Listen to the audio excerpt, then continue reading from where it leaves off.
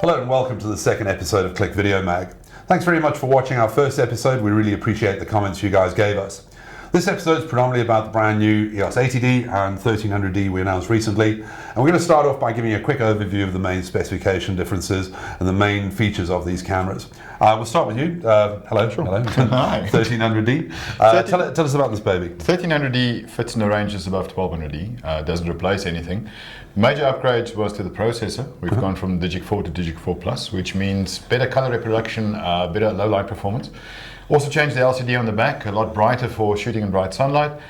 Biggest upgrade is we added Wi-Fi and NFC to the camera. So with the Canon Camera Connect app, you can connect to your camera, download the images, you can even control the camera from the app.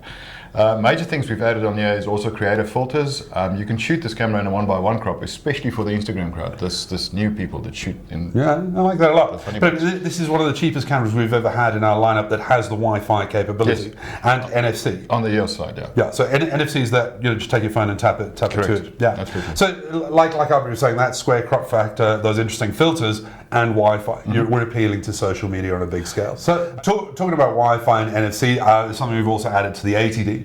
And very similar to the 1300D, this camera slots in the range between two existing models. So the 70D is going to carry on, the 7D Mark II is going to carry on, but the 80D fits in quite neatly. As a very good specification upgrade from the 70D, very similar to that, we've added pixels to the sensor, we've added low light capability, and we've added additional Wi-Fi functionality.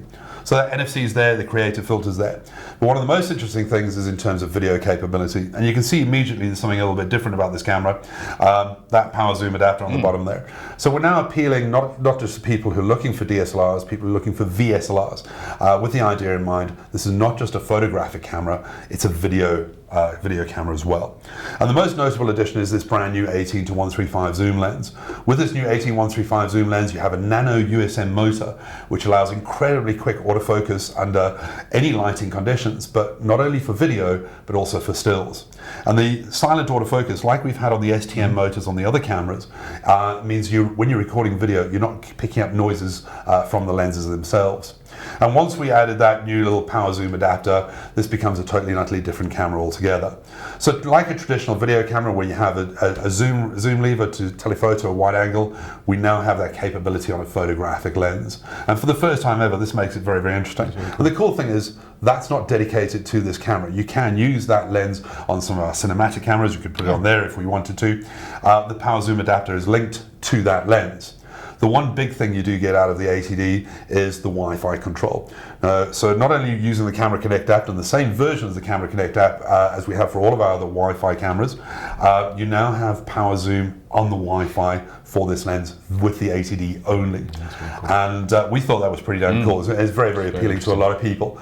And while we were out and about a couple of weeks ago shooting the video clips for the 1DX, we saw some students up on Signal Hill who were busy making a movie.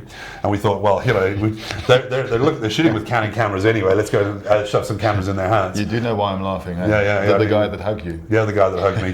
When I showed him the power zoom adapter, he was pretty damn happy. So let's have a look at that little clip of them having a look at the 1300D and 80D for the first time. We're recording cutaway clips for our upcoming YouTube channel. Yeah. And the YouTube channel is us, going around and talking to people like yourselves about, the product, the products and what you think, first impressions straight out the bat. That's a VSLR that shoots 4K at 60p on camera. And this sounds like a porn film. This little baby over here with a this thing looks pretty. Watch the zoom, because this is something that you don't normally get to have on an SLR. Do they have a digital zoom on that? On that one, yeah. Powered zoom, yeah, like I that. can see it. There's one more thing, okay? All right, are you ready? All right. Not only have you got power zoom on the camera and the lens, etc., but the camera is also Wi-Fi. So you can have the camera on a tripod up near the bride and sit with your iPad in the crowd. Get out of here. Roll footage, zoom in, zoom out, choose your focus point, change settings, change everything, record your high resolution all-eye 50p footage on the camera, but also send a small MP4 to your iPad to share on YouTube and immediately. That is. So as you can see, those students were having a good time checking out the new cameras. As Abri said, one of them came up and hugged me. That's how big this power zoom feature is to the videographers and people shooting video with our SLRs. And we've had a lot of fun playing with the power zoom capability. It has various speeds. You can do manual zoom, you can do a power zoom that's slow, or a power zoom that's quite fast, but it does have ramping in it, so it doesn't just go from 0 to maximum speed. There's a steady dial up in speed to start on a steady decrease at the end, so you don't get a slam at either end of the zoom. And we got to play with some. We were kicking around the bottom end of Cape Town. We bumped into a friend of ours, Andy Lund. He was busy doing a fashion shoot for Marie Claire, and please excuse my video capabilities, but I was playing around with the power zoom. I just wanted you to get an idea of what the power zoom looks like. So check out this clip with Andy doing a fashion shoot in Long Street in Cape Town. I lean against cars because I need angles, so I just get people to park and then I lean. You seem to think I'm rolling. Are you rolling? Not yet. Oh. Tell me when you're rolling. I'm really funny. I'm rolling now. So who are you shooting for? Shooting for Marie Claire magazine. It's portraits of real women, looking amazing, gorgeous, and fun, and strong. I like it a lot. I'm going to film the styling on the other side of the road going on there. Take note of those yellow nails. Can you zoom in on those puppies? They're amazing.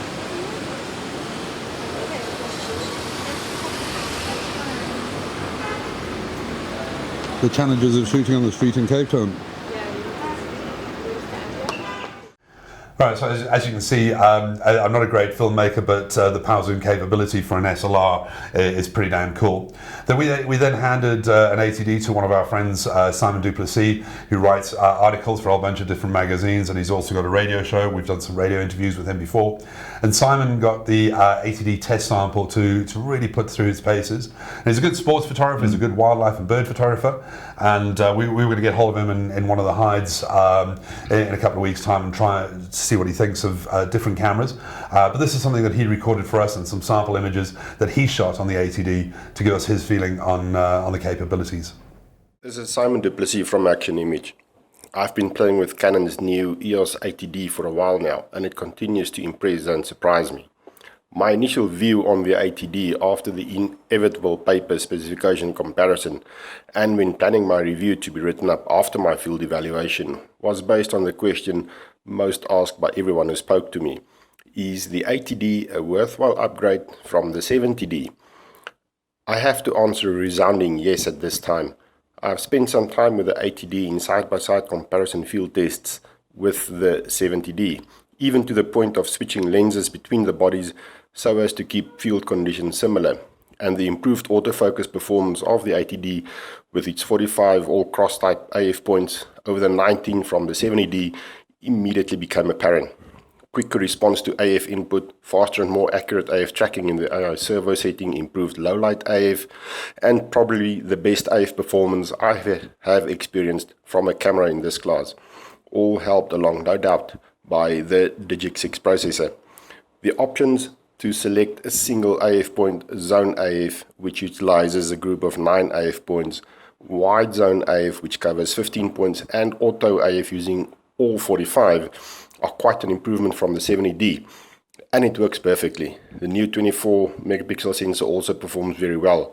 I've experienced less noise at higher ISO settings by about 2/3 stop margin over the 70D, with quite clean images up to ISO 1000.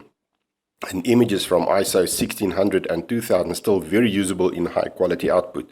Even 2500 still good for downsized image and not in a fine print format. I used the ATD to cover the Blue Bulls Currie Cup match versus the Free State Cheetahs at Loftus Versfeld, which was followed right afterwards by the Super Rugby match between the Bulls and the Reds, and that was a day-night game.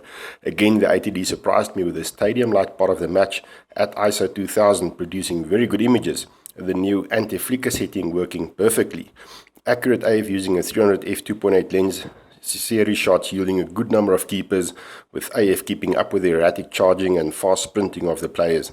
I ended up shooting both matches with the ATD instead of only a 50-50 split per match with my trusty Canon 1D4 to capture shots to satisfy my contractual requirements.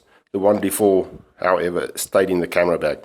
The 80D is definitely a worthy upgrade from the 70D and has closed the gap between the 70D and the next level 7D Mark II by quite a margin to my mind. No, it's not a 7D2, but a very capable performer and to my mind, one of the best mid-range cameras on the market today. Well, that was pretty cool, Simon. Thanks very much for doing that. We also went down to Ridflow, which is fortunately just down the road from us. We put the 80D on a 500mm lens and took some bird photographs and did some bird videography. Again, please excuse the clips, but have a look at what this camera can do on a really big professional lens.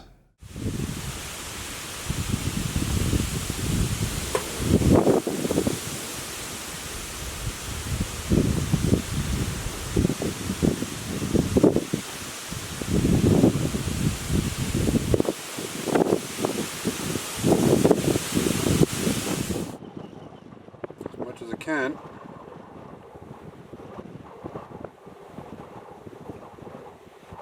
Very windy, lots of grass blowing.